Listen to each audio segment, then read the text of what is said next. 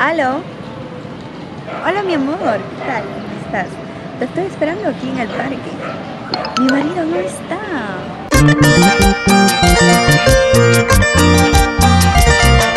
¡Voz!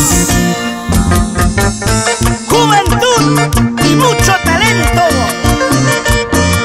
Es el cantautor Víctor Policarpo. ¡Ay, ay, ay! Me resultaste ser tramposa, me resultaste ser tramposa, Guarmichai. Te gusta estar con uno y con otro, te gusta estar con uno y con otro, jugadora, traicionera.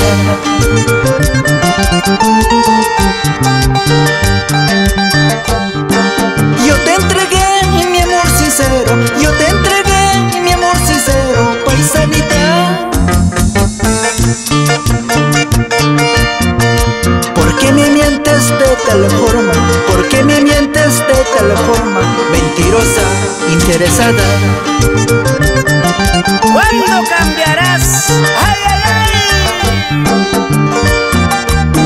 Qué tramposa me resultaste, mujer, coleccionista de amores. Hay que tener mucho cuidadito, porque mujeres así hay en todas partes. ¡Bueno! Ya te pareces igual al vaso, ya te pareces igual al vaso descartable. Después de usarte ya te botan, después de usarte ya te botan a la calle, a la basura. ¡Uy, uy, uy! Por eso pórtate bonito. Por mentirosa, por traicionera, ya no me interesa, soy la mujer. Con quien te guste, con quien tú quieras, puedes largarte de una vez. Por mentirosa, por traicionera, ya no me interesa, soy la mujer. Con quien te guste, con quien tú quieras, puedes largarte de una vez. El amor se debe demostrar, pero lo que jamás se debe hacer es mendigar. ¡Es la pura verdad!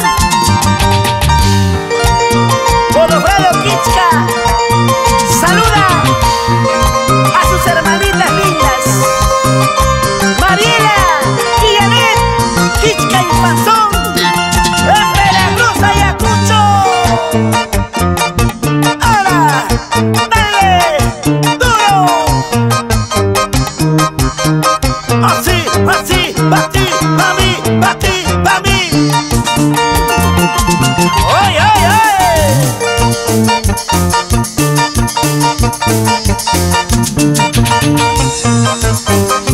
Por siempre, con el cantautor antashino, Víctor Policarpo Rosales. Ahí, ahí, ahí, ahí.